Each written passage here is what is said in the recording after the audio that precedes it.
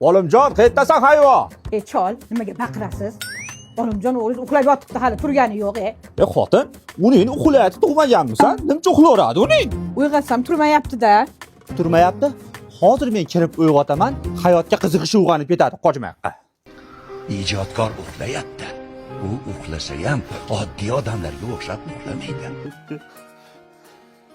Olimjon aka, turing, choy ichib oling. Obed bo'lganiga 4 soat bo'ldi. Keling jonim, oldimga yoting. Ayeni yoniga yotaman men hayvon, dademman. Dada, nima qilyapsiz? Endi agar o'zida ish qilyapman hayvon, bola degan shunaqa ham uxlaydi. Yur sen bilan. Tashqarida erkakcha gaplashamiz. Onangni yur hurmachi. Go'ngqo'ng'iz, nima uxlayverasan? Dada, o'zi endi uxladim-ku.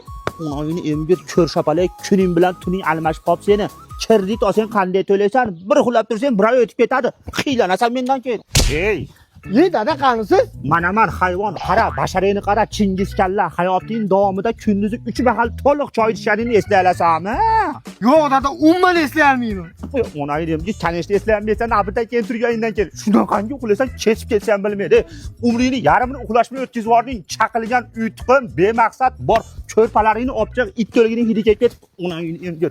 Qaranglar, mana shunaqa diplomiga uyqushi deb yozilganlarga tarqatib qo'ylar onangni emgir. Uyquni sevishasiz darincha. Xotining shikoyat, noz badan